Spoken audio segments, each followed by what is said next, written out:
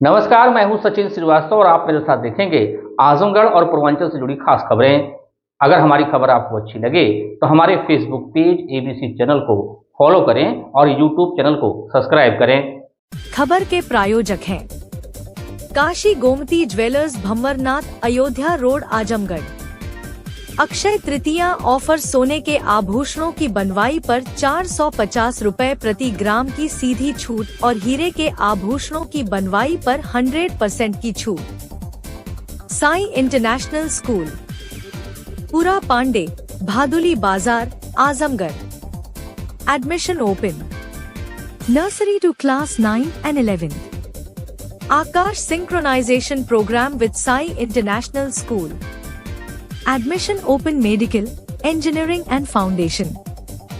Sarvodaya public school, Harbanshpur, Azamgarh. Affiliated to CBSE new Delhi. Admission open for nursery to class 9 and 11। GD global school, Kartalpur bypass, Azamgarh.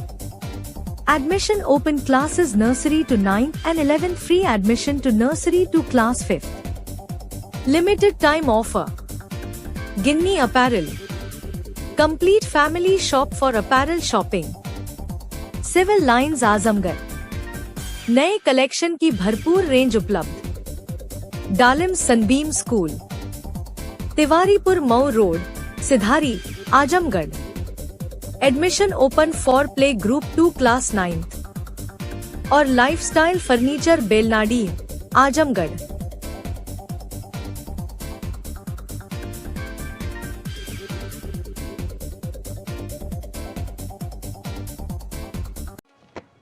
खबर आजमगढ़ से, जहां प्रदेश की राजधानी लखनऊ सहित जौनपुर, अमेठी के बाद आजमगढ़ में भी विवादित होर्डिंग ने सियासती माहौल गर्म कर दिया है। इस होर्डिंग में समाजवादी पार्टी के प्रमुख अखिलेश यादव की तुलना पाकिस्तान के लयारी शहर के रहमान डकैत से की गई है, जिससे क्षेत्र में चर्चा तेज हो गई है।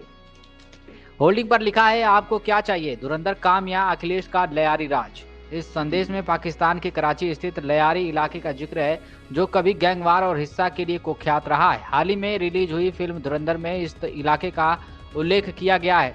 होल्डिंग में अखिलेश यादव के कार्यकाल पर निशाना साधते हुए उस दौरान हुई हिंसा और दंगों का जिक्र किया गया है। वहीं उत्तर प्रदेश के मुख्यमंत्री योगी आदित्यनाथ के नेतृत्व में अपराधियों और माफियाओं के खिलाफ की गई कार्रवाई को प्रमुखता से दर्शाया गया है। यह विवादित होर्डिंग यूथ अगेंस्ट माफिया नामक संगठन द्वारा लगाई गई है। होर्डिंग पर शहर के पदाधिकारियों के नाम और फोटो भी लगे हुए हैं। 2027 के विधानसभा चुनाव से पहले इस तरह की राजनीतिक होर्डिंग लगाए जाने से आजमगढ़ में सियासी हलचल तेज हो गई है। जिले में समाजवादी पार्टी के 2 सांसद, 10 विधायक और 2 एमएलसी हैं। इसके बावजूद अभी तक समाजवादी पार्टी की तरफ से इस विवादित होर्डिंग पर कोई प्रतिक्रिया सामने नहीं आई है। इस विवादित होर्डिंग पर जब हमने समाजवादी पार्टी के प्रवक्ता अशोक यादव से बातचीत की तो उनका कहना है कि लयारी राज असल में उत्तर प्रदेश में 2017 से शुरू हुआ और अब इस लयारी राज में कोडिन माफिया, खनन माफिया, भू माफिया, जल माफिया सहित तमाम माफिया गिरोह प्रत्यक्ष और अप्रत्यक्ष रूप से सरकार चला रहे हैं। उन्होंने कहा कि होर्डिंग में जिसे धुरंधर दिखाया जा रहा है वह वास्तव में धुरंधर है। पीडीए उत्पीड़न का धुरंधर है, भ्रष्टाचार का धुरंधर है, जातिवादी माफियाओं को संरक्षण देने का धुरंधर है। प्रदेश की जनता को यह हकीकत देखना चाहिए। क्या कुछ कहना है और अशोक यादव सपा प्रवक्ता का, सुनिए। उत्तर प्रदेश में कुछ भाजपाई जगह जगह पोस्टर लगा रहे हैं, होर्डिंग लगा रहे हैं धुरंधर मूवी से संबंधित, लेकिन इन अकल के दुश्मनों को सिनेमैटिक लाइफ और रियलिस्टिक लाइफ में अंतर नहीं पता। फिल्में तो फिल्में होती हैं, काल्पनिक होती हैं, लिखा भी जाता है डिस्क्लेमर में, लेकिन फिर भी अगर वो समझ रहे हैं लियारी राज को, तो मैं उनको बताऊं कि लियारी राज असल में उत्तर प्रदेश में 2017 में शुरू हुआ और इस लियारी राज में कोडीन माफिया, खनन माफिया, भू माफिया, जल माफिया, जातिवादी माफिया, तमाम माफियाओं का सेगमेंट उत्तर प्रदेश में प्रत्यक्ष या अप्रत्यक्ष रूप से शासन सत्ता चला रहा है।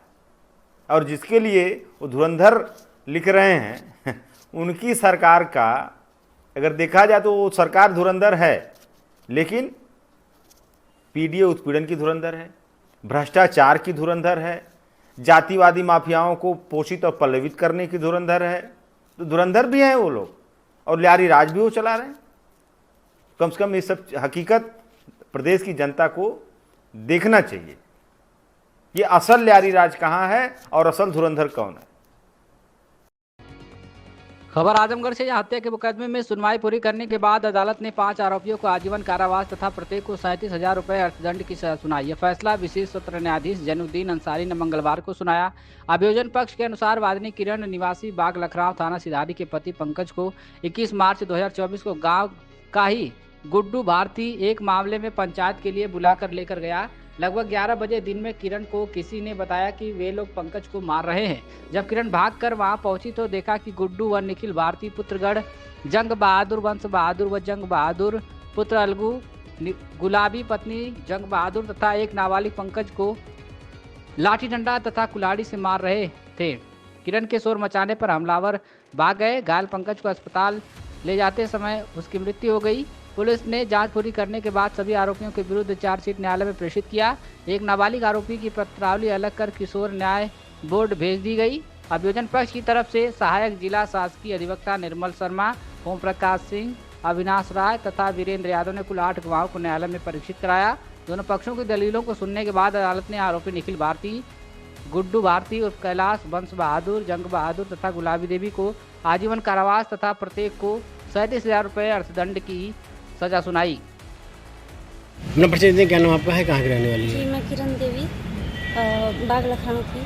जी, क्या मामला था आज जो फैसला हुआ है? मामला था सर, मेरे पति को इन्होंने घर पे बुलाकर धोखे से मारा था जी, और बहुत बुरी तरह से मारा था, जिसमें आज न्यायालय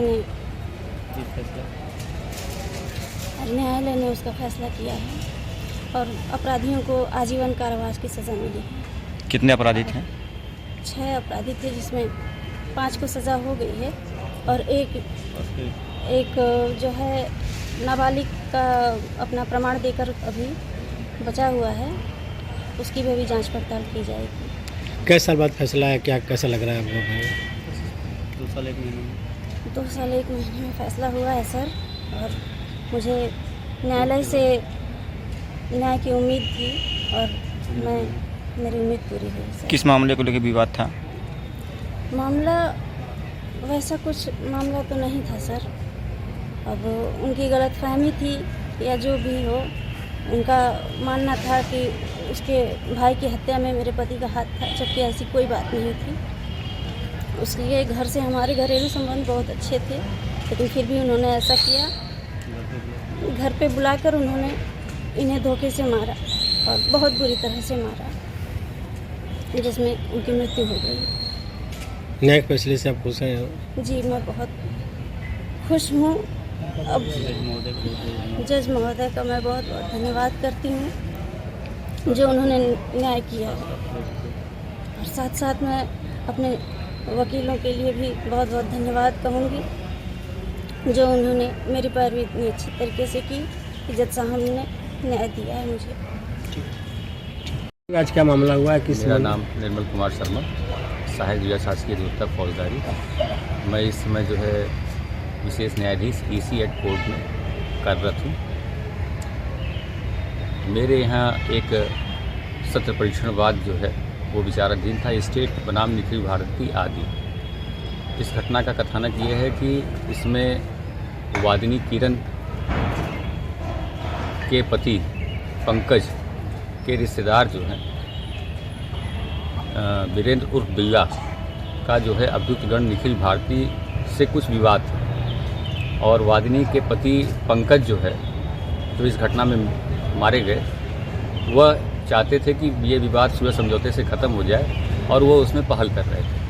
दिनांक 21/3/2024 को 10:30 बजे ये मुलजिमान निखिल भारती और उसके परिवार वाले जो है इसको बहाने से बात करने के लिए अपने घर बुला कर ले गए, और अपने घर बुला कर ले गए। वहाँ पर जाने के बाद इन लोगों ने निखिल भारती, उसका भाई गुड्डू भारती और उनके परिवार के जंग बहादुर, वंश बहादुर, संदीप उर्फ सूरज और निखिल भारती की माता गुलाबी देवी, इन सब ने मिलकर अपने घर में बुलाकर जो है वादिनी किरण के पति पंकज कुमार को लाठी डंडा राड और कुल्हाड़ी से मारकर उसकी हत्या कर दी। तो इस संबंध में आज माननीय न्यायालय का निर्णय आया है, जिसमें माननीय विचारण न्यायालय ने सभी अभियुक्तगण 5 अभियुक्तगण, निखिल भारती, उसके भाई गुड्डू भारती, वंश बहादुर, जंग बहादुर और गुलाबी देवी को आजीवन कारावास से दोषी सिद्ध किया गया है और प्रत्येक अभियुक्त को 37,000 का जो है जुर्माना आरोपित किया गया है। संदीप इसमें एक मुलजिम था जो उसको जो है किशोर माना गया और उसकी पत्रावली जो है किशोर न्याय में संदर्भित है। कितने साल फैसला आया? ये 21/3/24 की घटना है और आज जो है करीब 2 साल बाद 2 साल 1 महीना 2 साल 1 महीने बाद जो है इस विचारण में, इस घटना में निर्णय आया। आजमगढ़ जिले के सिधाई थाना क्षेत्र स्थित नरौली गांव में रास्ते के विवाद को लेकर 2 पक्षों के बीच जमकर मारपीट हो गई। घटना का वीडियो सोशल मीडिया पर तेजी से वायरल हो रहा है, जिससे इलाके में हड़कंप मच गया है। नरौली निवासी ओम प्रकाश निषाद के अनुसार मंगलवार दोपहर वह किसी काम से बाहर गए हुए थे। इसी दौरान विपक्षी पक्ष के कुछ लोग अज्ञात व्यक्तियों के साथ लाठी डंडों से लैस होकर उनके घर पहुंचे और रास्ते के पुराने विवाद को लेकर परिवार के लोगों पर हमला कर दिया। पीड़ित का आरोप है कि विरोध करने पर हमलावरों ने उनके साथ साथ उनकी पत्नी और भतीजी को भी लाठी डंडों, लात घूंसों से बेरहमी से पीट कर घायल कर दिया। इतना ही नहीं, आरोपियों ने घर का सामान भी जबरन उठा लिया। घटना के दौरान गांव के लोगों ने बीच बचाव किया, जिसके बाद हमलावर गाली गलौज करते हुए जान से मारने की धमकी देकर मौके से फरार हो गए। पीड़ित परिवार ने सिधाई थाने में शिकायत दर्ज कराते हुए आरोपियों के खिलाफ सख्त कार्रवाई की मांग की है। फिलहाल पुलिस मामले की जांच में जुटी हुई है और वायरल वीडियो के आधार पर आरोपियों की पहचान करने का प्रयास किया जा रहा है। पहले क्या कुछ कहना ओम प्रकाश पीड़ित का और मीना पीड़िता का, आप सुनिए। हमारा नाम ओम प्रकाश है। हम ग्राम नरौली सिधाई थाना के रहने वाले हैं। हमारे बगल में जवान लोग हैं, तेजपाल, बीजपाल, रुदल, विकास, पीयूष, ये लोगों ने हमारे घर पर धावा बोलकर हमारा टीना लगा था छप्पर, उसको इंगल को काट करके वो लोग छप्पर हमारा उठा ले गए। हमारे घर के बगल से लोग जमीन हमारे बगल में लिए हैं, उसमें रास्ता पाड़ा नहीं है, फिर भी हमारा छप्पर काट करके हमारे जबरदस्ती वो लोग हमारे जमीन में रास्ता मांग रहे हैं। पहले वो लोग दूसरे से रास्ता मांग रहे थे, जब उस वहाँ नहीं पाए हैं तो हमारे घर पर धावा बोलकर 4 दिन पहले भी आए थे 10 लोग, आज भी 10-15 लोग जुट करके हमारी गिट्टी छप्पर को काट करके हमारे छप्पर को फेंक दिए, अपने घर ले जाके रखे हैं। भैंस को भी टांगी उंगी मार दिए हैं, बकरी को हमारे मार दिए। हम गरीब आदमी हैं, हमको हमारा उसी में आना जाना था, हमारा घर में आना जाना है। वो छप्पर हम डाले थे भैंस के लिए, भैंस हमारी अब घाम में रहेगी, हमारा अब मार उठ के हमको भगा दिए हैं लोग। हमको घायल हुए आपकी तरफ? हमारे तरफ से 3 लोग घायल हुए हैं। तीनों लोग हमारे तरफ से। क्या नाम है? एक औरत का नाम मीना, उनकी लड़की का नाम वो संजना है। हम भी ओम प्रकाश। जिस जमीन में वो रास्ता मांग रहे हैं जी, उसमें रास्ता था कि आपके? नहीं रास्ता होता कुछ नहीं है हमारे जमीन में, उधर रास्ता नहीं है। जब हम ये सीधा रास्ता है हम लोग का, उसमें अगल बगल रास्ता नहीं है। कौन लोग हैं ये लोग चौहान है, तेजपाल के पक्षीदार है? नहीं, हमारे निषाद है, हम वो चौहान। हमको जबरदस्ती लोग गुंडई बदौलत वो लोग खुरपा हंसुआ लेकर के, पूरा धावा रम्मा लेकर के आए पूरे। घटना का कोई वीडियो भी है आपके पास? हाँ है, हमारे पास वीडियो भी है, सीसी कैमरा भी लगा है, उसका भी हम वीडियो देंगे। पुलिस थाने पर आए थे, क्या हुआ कार्रवाई? हम FIR हम दे दिए हैं, अभी डॉक्टरी के लिए जाएंगे। अभी बैठाए हैं। हम मुकदमा चाहते हैं सर, हमारा टीना रख दिया, हमको न्याय मिले साहब। तो मारपीट किए हैं? हमको बहुत मारे हैं, इन लोगों को भी बहुत मारे हैं। देखा ये यहाँ पे मीना नाव है सर, नरौली पर का घटना भइल है। हमें जैसे हम पुराने घरे रहते हैं, आई नया घर में रहते हैं लोग, तो जब वहाँ टीना फिना काटे पीटे लगना है, एक गांव का हम वहाँ से अली हैं, यहाँ जब सुनायल है हम गईनी हैं तो देखत है तो टीना उना लोग उघारत पीटत हमें, तो हम जब नेरे चौकल तो हम लोग के वो लोग मारे लगना है। तेजपाल, बिजपाल, रुदल, पीयूष, बादल, विकास। किस बात के लिए आप लोगों में झगड़ा है? रास्ता खातिर साहब, हमन के झगड़ा ना रहा, जबरदस्ती हमसे जब रास्ता लिहल चाहत हमें। कहाँ से रास्ता लेना चाहते हैं? हमरे जमीन में से टीना डालल है, टीना से हटा के जमीन लिहल चाहत, काट फूट के हटा के जमीन जबरदस्ती ले। नहीं हमारे पट्टीदार नाम है, दूसर बिरादर में चौहान है। जमीन कब ली उन्होंने? जमीन ढेर दिन का ले हमें लोग, हमारे पट्टीदार का है, हमारे पट्टीदार का है। उस समय रास्ते का कोई बात नहीं? नहीं कुछ नहीं, रास्ता का कुछ बात नहीं रहा। एक हमारी ये जात जमीन गिरौना घर अपन पुराना, तो उनसे मांगत रहा, जब उनसे ना पौला तब हम लोग के हमारे रास्ता में हमान पर हमला करना वही धीरवा हमें कि जान से मार के जान रास्ता ले होगी। पुलिस थाने आई थी आप लोग, क्या हुआ? कार्रवाई हो रही है? हाँ कार्रवाई लिखले हमें लोग, अब देखा का होला, सुनाई होले कि ना होले। भैया हम लोग गरीब आदमी है, वो पैसा वाला हमें पैसा दे दिए तो हम लोग का सुनवाई ना हो पाई। हम चाहते हैं कि वो हमारे का जमीन मिल जाए, वो लोग अन्याय चाहते हैं और हमारे का जमीन छका जाए। वह इस मामले में सीओ सिटी शुभम तोदी ने बताया कि रास्ते के विवाद को लेकर दो पक्षों के बीच विवाद हुआ है और प्रकरण की जांच कर विधिक कार्रवाई की जाएगी। क्या कुछ कहना है शुभम तोदी सीओ का, आप सुनिए।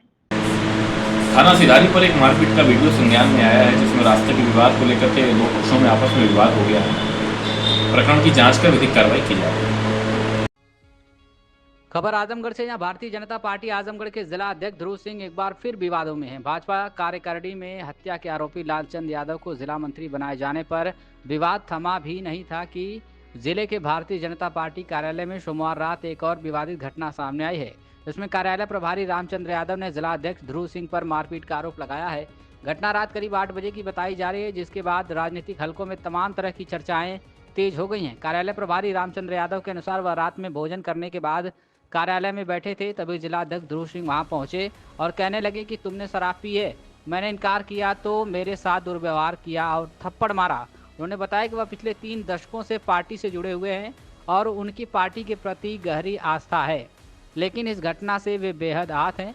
रामचंद्र यादव ने कहा कि ध्रुव सिंह जब से दूसरी बार जिला अध्यक्ष बने तब से उनके अंदर ज़्यादा गर्मी है। उन्होंने पूरे मामले की जानकारी पार्टी के शीर्ष नेताओं को दे दी है और जो भी निर्णय नेतृत्व द्वारा लिया जाएगा वह उसे स्वीकार करेंगे। उन्होंने यह भी कहा कि यदि उन्हें पद से हटाना था तो सीधे कहा जा सकता था, इस तरह का व्यवहार उचित नहीं है। क्या कुछ कहना है रामचंद्र यादव कार्यालय प्रभारी का, पहले आप सुनिए। नाम है रामचंद्र यादव। रामचंद्र जी क्या करते हैं? कार्यालय की देखभाल करते हैं। कौन से कार्यालय की? भाजपा कार्यालय। क्या घटना घटी थी कल आपके साथ? कल मैं खाना खा के जा रहा, थाली यहाँ रखने, अध्यक्ष जी उधर से आए, मुख्यमंत्री के प्रोग्राम से झपलाने लगे कि तुम दारू पी हो। हमके अध्यक्ष जी मैं दारू तो नहीं पिया हूँ, क्योंकि जो आपको पावर है, आप जिला अध्यक्ष है, जो चाहे वो कर। उसके बाद तो फिर वो चले गए, मैं भी जगह सूझ गया। मारे भी हैं? झपलौले रहा दो चार जी, एक पिछिया भविष्य करा। तो थप्पड़ मारे थे कि उस तरह? थप्पड़ तो नहीं मारे थे। तो अपनी बात से आप मुकर जा रहे हैं? हाँ नहीं ऐसी कोई बात मैं मेरी कद को क्यों लगाऊंगी। मैं 3 साल से भाजपा कार्यालय कार्यालय लेके इस कार्यालय। कितनी पेमेंट मिलती है? पेमेंट कितनी मिलती है? पेमेंट कितनी मिलती है? 6,000 मिलती थी। दूसरी के जवान 1,000 7,000 36,000 बढ़ाए। 7,000। तो यहीं पे आप खाते पीते यहीं सोते हैं जी। तो इससे आपकी भावनाएं आहत हुई हैं?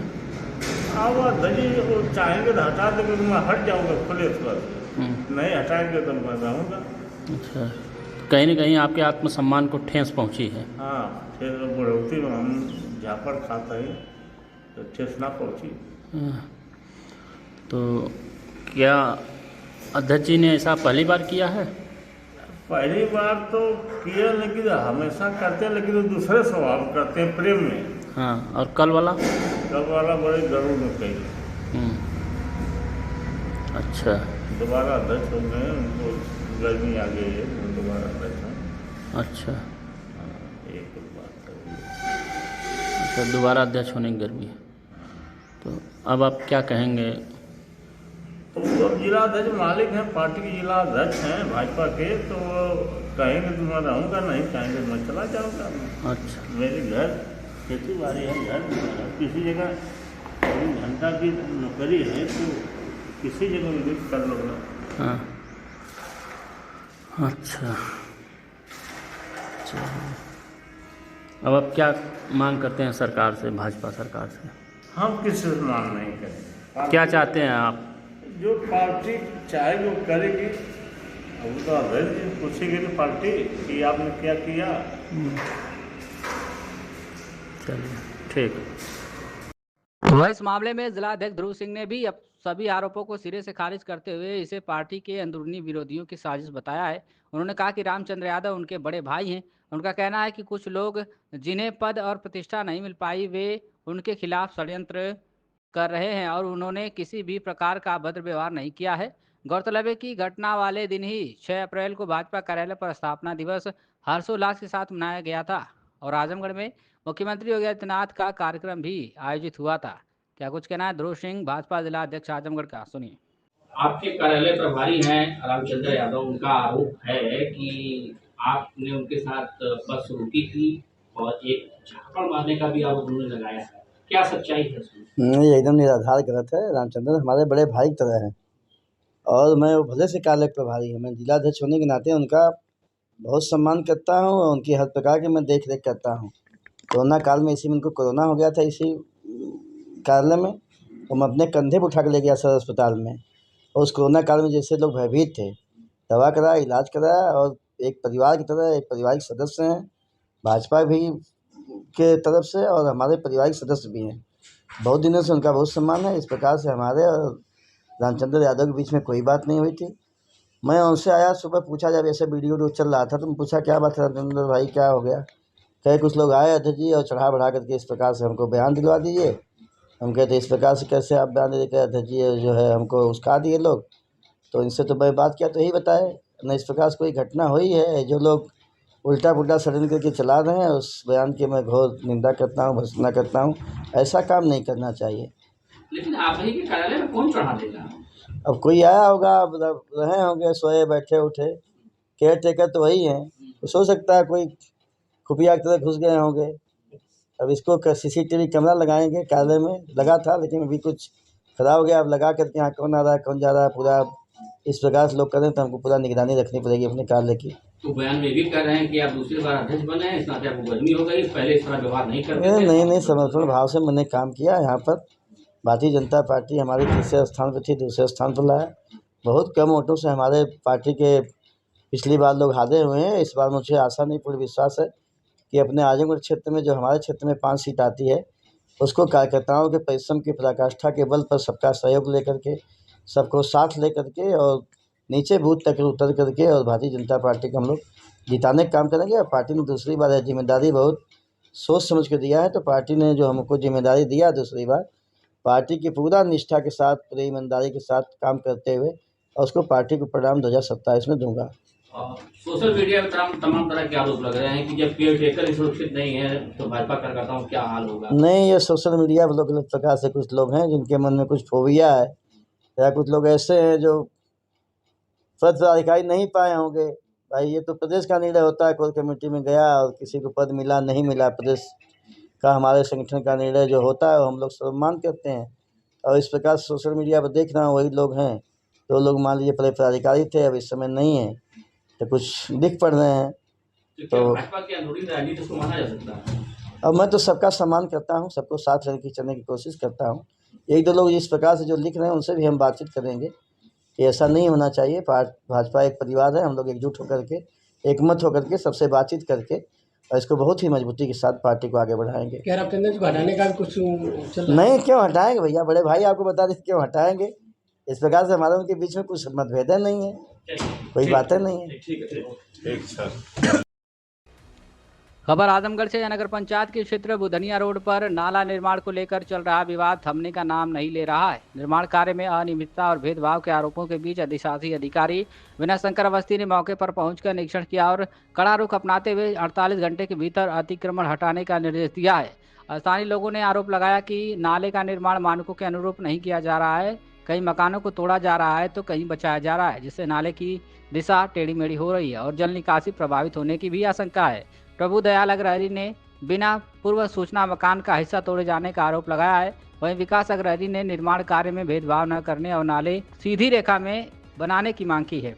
मौके पर पहुंचे अधिशासी अधिकारी विनय शंकर अवस्थी ने स्थिति स्पष्ट करते हुए कहा कि नाला निर्माण में मुख्य बाधा एक धर्मशाला की दीवार है, जिसे सही दिशा में जल निकासी के लिए कुछ इंच पीछे करना आवश्यक है। उन्होंने कहा कि संबंधित पक्ष से इस संबंध में सहमति बन गई है। ईओ अवस्थी ने कहा कि नाली को सुचारू रूप से बनाने के लिए अतिक्रमण हटाना जरूरी है। संबंधित लोगों को 48 घंटे का समय दिया गया है। यदि निर्धारित समय में अतिक्रमण नहीं हटाया गया तो प्रशासन इसे अवैध मानते हुए नियमानुसार ध्वस्तीकरण की कार्रवाई करेगा। उन्होंने यह भी निर्देश दिए कि जब तक पक्का निर्माण कार्य शुरू नहीं होता तब तक जलभराव की समस्या से निजात दिलाने के लिए अस्थायी रूप से पटरा या ईंटें रखकर आवागमन सुचारू किया जाए। अधिशासी अधिकारी के हस्तक्षेप के बाद स्थानीय लोगों ने नाला निर्माण कार्य के जल्द शुरू होने की उम्मीद जगी है। प्रशासन ने स्पष्ट कर दिया है कि विकास कार्यों में बाधा बनने वाले अतिक्रमण को किसी भी सूरत में बर्दाश्त नहीं किया जाएगा। नगर पंचायत के टोलिया में बुधनिया पे नाली का विवाद था, जो काफी दिनों से रोका भी था। आज आप आए निरीक्षण किए, क्या मामला है? इसका निरीक्षण करने के बाद हमने पाया कि इस नाले के निर्माण के लिए जो ये धर्मशाला बनी है, इसको कुछ इंच दीवार पीछे ले जाने की ज़रूरत है और इसी पर सहमति बना ली गई है। और जल्दी से हमारा मतलब है 48 घंटे के अंदर नाले का पुनः निर्माण शुरू हो जाएगा और ये विवाद लगभग समाप्त हो। नाली जो रोकी गई थी, अगल बगल के घर वालों को भी निकलने में बड़ी दिक्कत हो रही थी, उसके लिए क्या विकल्प है? 48 घंटे तक क्या इसको कैसे निकलेंगे?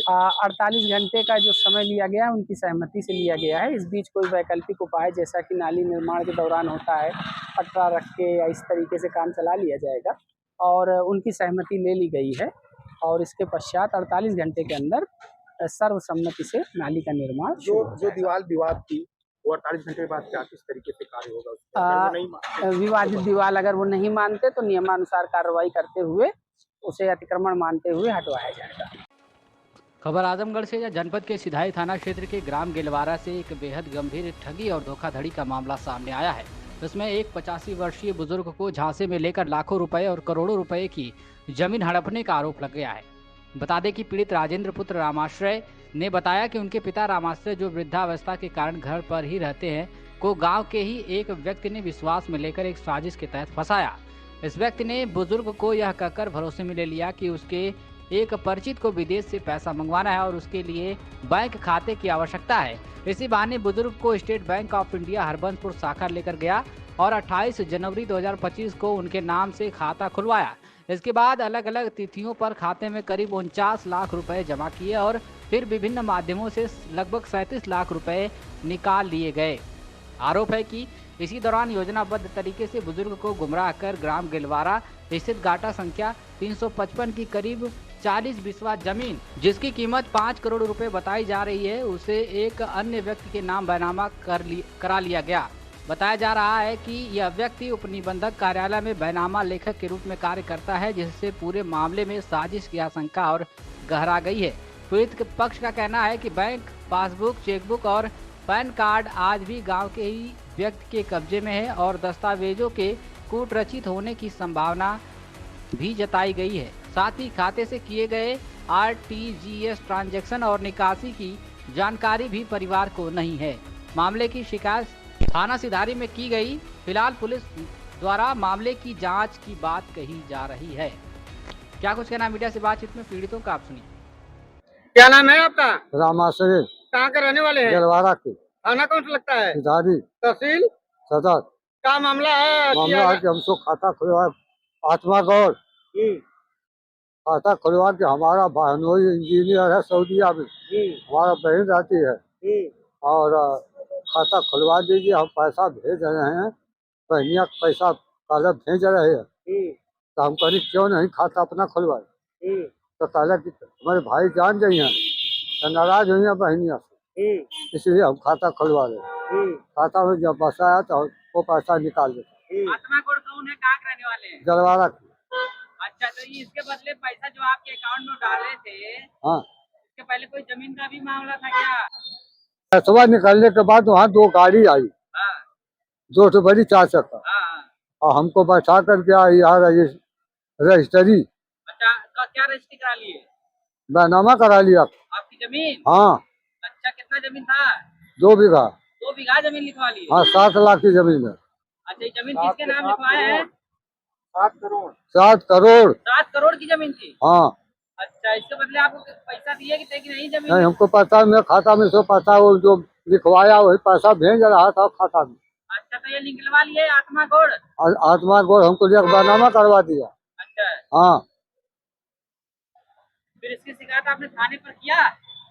हाँ, थाने पर है। क्या कहना थाने वाले?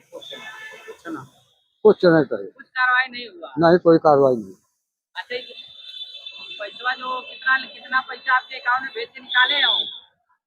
कितना पैसा आपके अकाउंट में भेज के निकाल लिए? पैसा 49 लाख आई। अच्छा, वो आपके अकाउंट भेज के निकाल लिए? निकाल लिए। 12 लाख बची है। 12 लाख और पैसा निकाल लिए। तो आज एसपी साहब क्या आप आए हैं एप्लीकेशन देने? हाँ। क्या आश्वासन मिला है आपको? क्या बोले हैं एसपी साहब? एसपी साहब कहना ठीक है, काम आपका होगा। काम करने कार्रवाई करने के लिए कहा है? हाँ, काम करने आप क्या चाहते हैं? चाहते हमारी जमीन वापस हो जाए। हाँ, ठीक है। क्या नाम है आपका? राजेंद्र यादव। कहाँ के रहने वाले? गेलवारा के। क्या मामला है? क्या मामला ये है कि ये हमारे पिताजी से आत्मा गोड़ ये फर्जी तरीके से जमीन उठवा कर अमजद को लिखवा दिया, जिसकी कीमत है 7 करोड़ और 49 लाख खाता में डाला है, 49 लाख निकलवा लिया। आज हादसा देकर इससे खाता खुलवाया कि मेरे बहन का पैसा आएगा और रजिस्ट्री में उठवा कर अमजद को लिखवा। दोनों फराड है। थाने पर दोनों का रिकॉर्ड है। अब थाने पर कोई सुनवाई नहीं। थाना तो एकदम सब मैनेज कर लिए हैं सब। कोई सुनवाई थाने पर नहीं हुआ। हम लोग चाहते हैं कि जमीन हम लोगों की वापस हो। ये आत्मा गोड़ 1 नंबर का फ्रॉड है। 1 नाम का रजिस्ट्री ऑफिस में उसका लाइसेंस भी निरस्त होना चाहिए अमजद शेख का। ये दोनों पूरे जिले में फराड है। उसका भाई भी फराड है, ये भी फराड, यही काम करते हैं। आत्मा गोड़ जिला में इतना लोगों का फराड किया है, ये भी फराड किया है, दोनों फराड किया। अमजद शेख भी फराड है और इसकी कोई सुनवाई नहीं। थाने पर जाइए, वो भी अपना एक ये गौडी का रहने वाला है। ये 1 नंबर का फराडी है। बैनामा में लेखक है। तमाम लोगों का जमीन यही फराड करता है। ऐसे कई मामले हम लोग पता चले। हाँ, 10 मामला ये करता है। आत्मा गोड़ भी साला 1 नंबर का। उसका रिकॉर्ड भी थाने पर देख लिया सो साहब, रिकॉर्ड गांव से पूछ लें, दिलवारा से इसका रिकॉर्ड खराब है। इतने लोगों का पैसा लिए, इतने लोगों का बताइए। विश्वास पिताजी उस पर विश्वास करते थे और ले जाकर रजिस्ट्री करवा, जो कि हमारी जमीन 7 करोड़ 49 लाख में करवा लिया, अब पैसा भी निकलवा लिया है। क्या चाहते हैं? हम चाहते हैं कि जमीन हमारे प्रशासन हमको वापस दे। एसपी साहब कहीं गए, एसपी साहब हमारा जो भी कहें, देखिए आगे क्या करते कार्रवाई। क्या नाम है आपका? महेंद्र यादव। कहाँ के रहने वाले हैं? गेलवारा। क्या मामला है? क्या एसपी कार्यालय आए हैं? जमीन का मामला। क्या मामला है? थोड़ा सच्चाई बताइए। हमारे पिताजी को जमीन जो है 2 बीघा फराड करके दिखा लिया, आत्मा गोड़ लिखवाया है। हाँ। ये कहाँ के रहने वाले हैं? गेलवारा का। तो गेलवारा के रहने वाले। हाँ। तो क्या हुआ? जमीन लिखवाने के लिए बता रहे हैं, तो पैसा भी दिए थे उसके बदले? हाँ, 49 लाख खाता में भेजा था। क्या किया पैसा तो वो अपना निकाल लिया सब। क्या बता के निकाले थे? हमारे बहन का पैसा, उन्हें बहन का पैसा है। अच्छा, कह रहे थे मैं मेरी बहन का पैसा आपके अकाउंट में आ रहा है। हाँ, निकाल लिए फिर? हाँ, निकाल लिए। जमीन आप लोग अपनी लेने गए तो क्या बोले? हमारी जमीन वापस कर दीजिए। हाँ, वापस कर दी। तो फिर क्या बोले? वो कुछ नहीं बोला। क्या बोले वो? भाग जाओ यहाँ, जमीन उनको कुछ नहीं मिलेगा। अच्छा। हाँ। फिर इसकी शिकायत आपने थाने पर की? हाँ, थाने पर किया। बोले थाने वाले कहे ठीक है, फिर पलट गए। कोई सुनवाई नहीं हो रही। एसपी साहब क्या चाहते हैं? जमीन वापस चाहते हैं। आजमगढ़ जिले के अतरौलिया में स्थित अमर शहीद राजा जयलाल सिंह शौसैया संयुक्त जिला चिकित्सालय में मंगलवार देर रात उस समय हड़कंप मच गया जब परिसर में लगे बंद जनरेटर में अचानक आग लग गई। आग की लपटें इतनी तेज थी कि आसपास के पेड़ पौधे भी झुलस गए, जिससे अस्पताल परिसर में अफरा तफरी का माहौल बन गया। घटना रात्रि करीब 11 बजे की बताई जा रही है। आग लगते ही अस्पताल की चौकीदारों ने तत्काल फायर सर्विस और स्थानीय पुलिस को सूचना दी। सूचना मिलते ही दमकल की 3 गाड़ियां मौके पर पहुंची, लेकिन तब तक अस्पताल कर्मचारियों ने कड़ी मशक्कत कर आग पर काफी हद तक काबू पा लिया था। अस्पताल के इलेक्ट्रीशियन पंकज कुमार के अनुसार 125 kVA का ऑटोमेटिक जनरेटर बंद अवस्था में था, तभी अचानक उसमें रिटर्न करंट आने से स्पार्क हुआ और आग लग गई। आग की सूचना से पूरे अस्पताल में हड़कंप मच गया।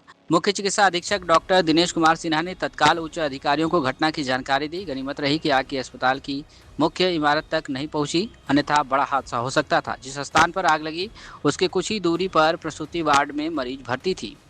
स्वास्थ्य अधीक्षक डॉक्टर दिनेश सिन्हा ने बताया कि घटना में किसी भी प्रकार की जनहानि नहीं हुआ है। समय रहते अस्पताल कर्मचारियों ने आग पर नियंत्रण पा लिया है और सभी मरीजों को सुरक्षित स्थान पर पहुंचा दिया गया है। मौके पर फायर ब्रिगेड कर्मियों के साथ थानाध्यक्ष भी पहुंचे और स्थिति का जायजा लिया। घटना के बाद अस्पताल प्रशासन ने सुरक्षा व्यवस्थाओं की समीक्षा शुरू कर दी है। साई इंटरनेशनल स्कूल, जहां हर दिन एक नई शिक्षा की शुरुआत है। Modern education system, smart classrooms, expert teachers और एक ऐसा एनवायरनमेंट जहां हर बच्चा अपने सपने सच करता है। पढ़ाई के साथ साथ स्पोर्ट्स, आर्ट और एक्स्ट्रा एक्टिविटीज। आजमगढ़ का बेस्ट इंग्लिश मीडियम स्कूल, जहां हर बच्चे को मिलता है परफेक्ट एजुकेशन। एडमिशन ओपन आज ही जुड़े साई इंटरनेशनल स्कूल से, जहां हर कल नई उम्मीद के साथ रोशन होता है।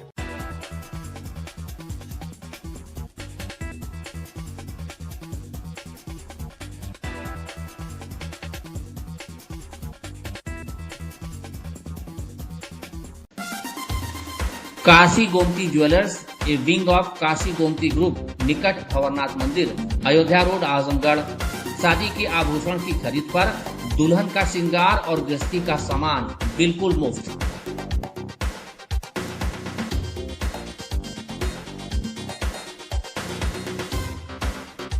गोल्ड, डायमंड और सिल्वर की ज्वेलरी का विशाल संग्रह, शुद्धता की 100% guarantee.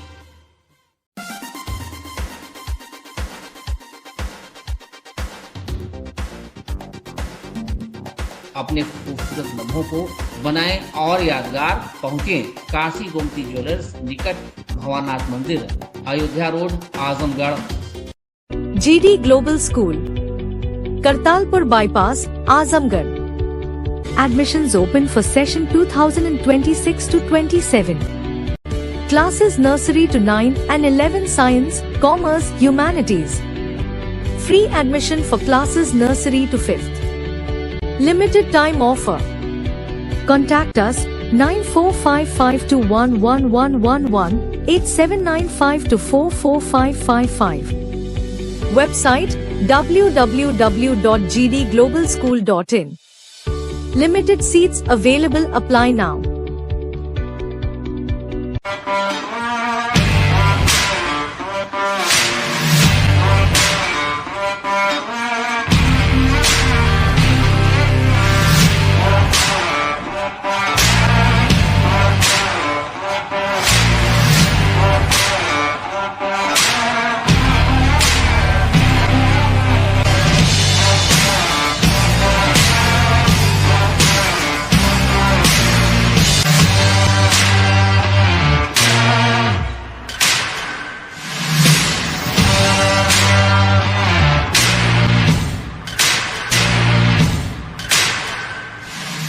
Sarvodaya public school Azamgarh में आपका स्वागत है, जहां हर दिन एक नई शुरुआत होती है।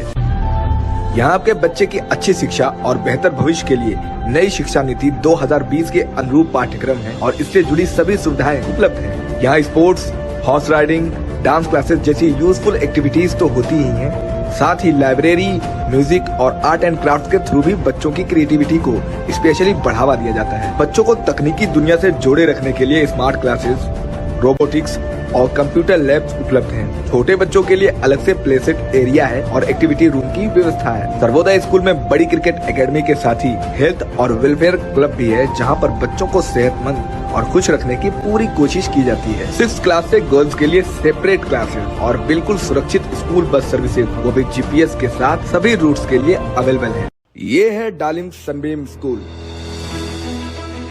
डालिम सनबीम स्कूल एक सकारात्मक, आनंदमय और सृजनात्मक वातावरण में शिक्षा की नींव को मजबूत करता है। यहाँ बचपन की शुरुआत पॉजिटिव असेंबली और एंगेजिंग एक्टिविटीज के साथ होती है। यहाँ बच्चे tracing board, phoenix, early reading and writing, crafts and yoga को एक्सप्लोर करते हैं। स्मार्ट क्लासरूम्स के साथ साथ यहाँ सब्जेक्ट्स के अनुसार साइंस लैब, मैथ और कंप्यूटर लैब की भी सुविधाएं हैं। एक बड़ी लाइब्रेरी भी जो बच्चों में क्रिटिकल थिंकिंग को बढ़ाता है। स्पोर्ट्स जैसे कि बास्केटबॉल, वॉलीबॉल और स्केटिंग से बच्चे फिजिकली फिट रहते हैं। इंडोर गेम्स जैसे कि चेस और कैरम के जरिए बच्चे टीम वर्क सीखते हैं। ये वाराणसी के 50 साल से भी ज्यादा पुराने डालिम्स स्कूल की ही एक ब्रांच है। इसकी लोकेशन है तिवारीपुर सिधारी आजमगढ़। Lifestyle furniture, Belnadi, Azamgarh. सभी प्रकार के फर्नीचर एवं इलेक्ट्रॉनिक सामानों की भरपूर रेंज उपलब्ध। हमारे यहाँ EMI की सुविधा 0% ब्याज पर उपलब्ध। इलेक्ट्रॉनिक सामानों में LED TV, refrigerator, washing machine, air conditioner, air cooler, deep freezer, water cooler, mixer juicer, iron, fan, induction, battery, inverter, electric geyser, gas geyser, आटा चक्की इत्यादि। फर्नीचर के सामानों में बेड, गद्दा, सिंगारदान, अलमीरा, sofa, table, chair, rack, stool, संदीली, सीढ़ी, डाइनिंग टेबल, झूला आदि। शादी विवाह की हो तैयारी या ऑफिस और घर के लिए सामानों की करनी हो खरीदारी, पहुँचिए लाइफस्टाइल फर्नीचर, बेलनाडी, आजमगढ़।